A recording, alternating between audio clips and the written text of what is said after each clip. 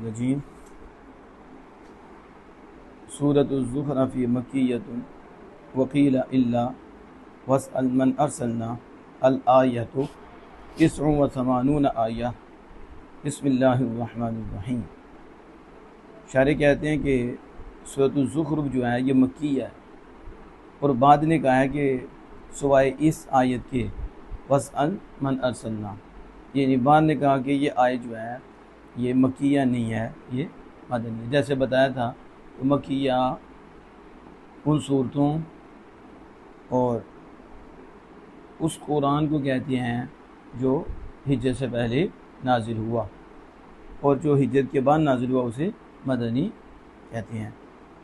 تو 89 آیتاً یہ 79 آیتیں ہیں، 80 جمع 9 کتنی ہوگی؟ 79 آیتیں ہیں۔ بسم اللہ الرحمن الرحیم، اللہ کے نام سے شروع جو بڑا مہربان نہایت رحمت والا۔ حامیم، اللہ اعلم بمرادہ بہ، یعنی کہ امام جلال الدین سیوطی رحمہ اللہ تعالیٰ اور ان کے استاد امام جلال الدین محلی، ان دونوں کا یہی طریقہ ہے، جہاں بھی حروف مقطعات آ جاتے ہیں یہ کیا کہتے ہیں؟ اللہ اعلم بمرادہ بہ، اللہ اس کی جو اس سے مراد ہے، یعنی حامیم سے جو اس کی مراد ہے اسے خوب جانتا ہے، یعنی اللہ پاک کے سپرد کر دیتے ہیں۔ والکتاب المبین، وہ قسمیہ تھی تو کتاب سے مراد اشارے کہتے ہیں القرآن، یعنی القرآن المبین، اور قرآن مبین کی قسم، یعنی اس قرآن کی قسم جو حق کی راہ کو اور حق کی راستے کو ظاہر کرنے والا ہے، اور جس شریعت کی طرف محتاجی ہے اس کو ظاہر کرنے والا ہے۔ اسے اشارے کہتے ہیں المبینی المظہری، یعنی یہاں باب افعال متعدی ذکر ہوا ہے، اس لیے اس کو مظہر کہا، ظاہر نہیں کہا، کہ ظاہر کرنے والا کس کو؟ طریق الہدا، ہدایت کے راستے کو، وما یحتاج الیہ من الشریعہ، اور شریعت میں سے جس کی طرف بھی آپ محتاج ہوتے ہیں، اور شریعت کو ظاہر کرنے والا جس کی طرف وہ محتاج ہوتا ہے۔ اِنَّا جَعَلْنَاهُ قُرْآنًا عَرَبِيًّا، بے شک ہم نے اس کو پیچھے سے لوٹ لیا کتاب مبین کی طرف، یعنی اس کتاب مبین کو، یعنی قرآن کو، قرآناً اس کو عربی قرآن بنایا،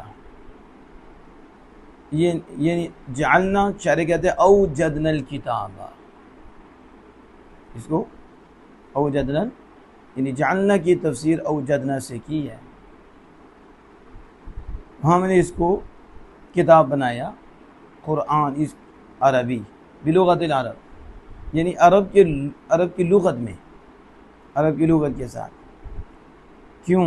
لعلکم تعقلون، تاکہ تم سمجھو، تم سے خطاب شارح کہتے ہیں یا اہل مکہ، یا اہل مکہ، اے اہل مکہ تم سمجھو، تفہمون معانی، کس کو سمجھیں؟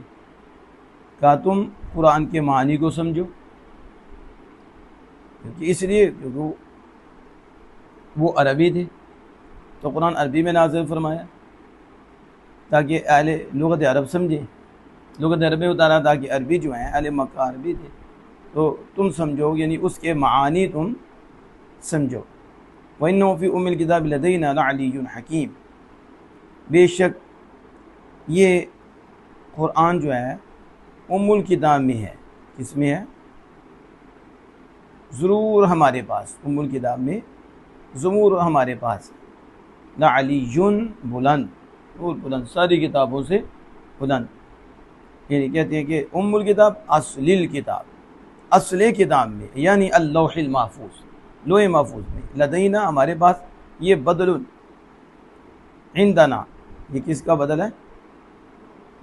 یہ اندہ کی جگہ ہے، کس کی جگہ ہے؟ لدینا بدل عندنا، یعنی اندہ کے بدلے لدینا ہے۔ لعلی بلند ہے، ضرور بلند ہے۔ کس پر بلند؟ علی الکتب قبلہ، اپنے سے پہلے کتابوں پر یہ کیا ہے؟ بلند کتاب ہے۔ حکیم ذو حکمت بالغۃ، بڑی حکمت والی، بڑی حکمت والی۔ افنضرب عنکم الذکر صفحا ان کنتم قوما مسرفین، تو ہم روکتے ہیں تم سے ذکر کو، تو کیا ہم تم سے ذکر کو روکیں؟ صفحا روکنا، یعنی کہ نمسکو عنکم الذکر، تم سے ہم روکیں، عنکم الذکر القرآن، ذکر بمانا قرآن، قرآن کو تم سے ہم روکیں، صفحا روکنا، فلا تؤمنوا، ہم روک دیں تم سے قرآن کو روکنا، تو پھر لا تؤمرون، تمہیں حکم نہیں دیا جائے گا۔ یہ آگے شاعر وضاحت کر رہے ہیں، تو جب اللہ کا پاک کا فرمان کا مطلب کیا ہے؟